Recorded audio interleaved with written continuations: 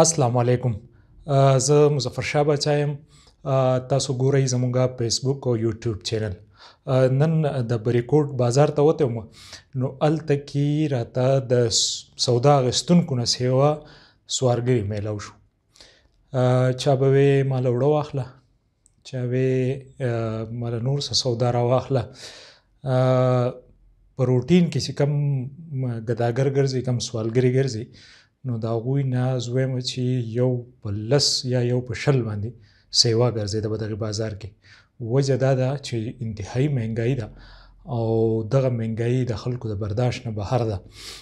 نو په دغه وجه باندې زموږ په معاشره کې دغه د سوالګرو تعداد سیوا کېږي او داسې خلک مې پکې ولیده چې ښه سفید پوشه خلک چې هغوی هم مجبوره دي څه وکړي، بچو له خو به رزق لازمي وړي. یو روژه ده، کار روزګار هم نشته، بل چې په دې کې کم دیاړیدار کسان دي د هغوی خو د الله مل شي نو ډیره ګرانه ده.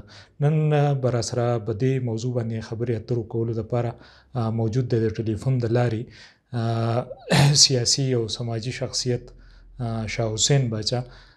د هغوی نه به رایې اخلو چې یاره هغوی څه وایي په دې حواله باندې.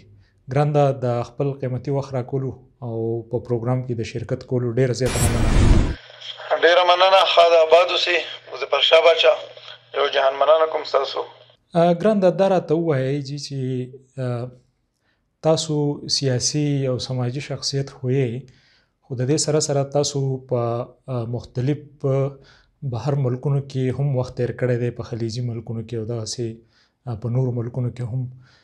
نو تاسو په پاکستان کې یا تاسو د پاکستان او د بهر ملکونو په روژه کې څه فرق وینئ؟ مظفر شاه باچا تاسو ډیر ښکلی سوال وکړو او ډیر زیات ماته افسوس راشي حقیقت ته چې زه داسې یو څو ملکونو ته زه تللی یم، نو په هغې کې زه به دا ووایم چې غیر مسلمه دي، خو بیا هم په هغو کې دومره احساس او دومره انسانیت په هغو کې شته چې کله رمضان میاشت راشي نو په دې مارکیټونو کې شیزونه ارزان شي. لکه زه به تاسو ته ووایم چې زه په ساوت کوریا کې وم، نو په دې کرونا چې کله دغه وبا چې راغله نو په هغې کې چې به سوپر مارکیټ ته لاړې یا به نور داسې غټ مارټ ته به لاړې نو ډېر شیان داسې وو چې هغه به ارزان وو. نو ما تپوس وکړو چې دا ولې جدا به یې کېښودي یو سایډ ته، وایي چې دا کرونا ده او بېروزګاري ده، نو په دې وجه باندې او د بجلۍ بیلونه یې په کوم دوه میاشتې مواب کړي وو، داسې پکې د اوبو د سوی ګیسو. نو هغه خلکو ته وګورئ. بیا دلته زمونږ په پاکستان کې چې کله روژه شروع شي نو ماشاءالله زمونږ مسلمانان وروڼه چې دی الله دې په موږ ټولو باندې رحم وکړي، منځونه چې دی جوماتونه ډکېږي او تشېږي، بیا چې دی جومات ته لاړ شي نو اکثر په جومات کې بیا ځای نه وي، او چې بازار ته لاړ شي نو په بازار کې چې تو بیا حالات وګورې نو د روپۍ شی هغو بیا په 10 باندې خرڅوي. دا سوچ نه کوي، دا اورېده چې یاره زه یو طرف ته جومات ته ځم الله ته سجده لګوم، بل طرف ته زه د روپۍ شی په 100 خرڅوم. بیا که نن سبا تاسو حالات وګورئ نو په دې بازار کې زه 2-3 ورځې زه لاړم په دې سهار کې نو دا خلک لګیا سوال کې، څوک وایي اوړه راله واله، څوک وایي چیني راله واله، څوک وایي غوړي راله واله، څوک وایي سهار راوتی وم دیاړي مې ونه لګېدله زما سره، مطلب د هیلپ وکړه. نو ډېر زیات غربت دی، یو خو دلته روزګار نشته دی، نو ډېر د افسوس مقام دی ډېر زیات. نو سړی خفه شي، یو طرف ته مونږ د مسلمانۍ دعوه کوو، بل طرف ته مونږ چې دوا غواړو نو له ټولو نه اول خو مونږ چې دی نو د جنت الفردوس دپاره خصوصي مونږ دعا کوو چې خدای پاک ماله دغه راکړي، خو مونږ دا نه ګورو چې یاره د جنت الفردوس ته به زه ځمه، زه به څنګه ځم؟ لکه تو دلته کې ملاوټ کوې، دلته کې تو چې دی ظلم زیاتی کوې، دلته کې دا روژه ده، په دې روژه کې تو د ګاونډي خیال نه ساتې، تا ته پته هم نشته، په خپله باندې چې دی نو فروټ راخلې تیلر یې ډکه کړي، خو دا سوچ نه کوي چې یاره زما دا ګاونډي په څه حال کې دی، په دې بازار ته یې سړی لاړ شي که نه نو سړی ډېر زیات خفه شي. نو ډېر بوره حالت دی، الله دې په موږ باندې رحم وکړي.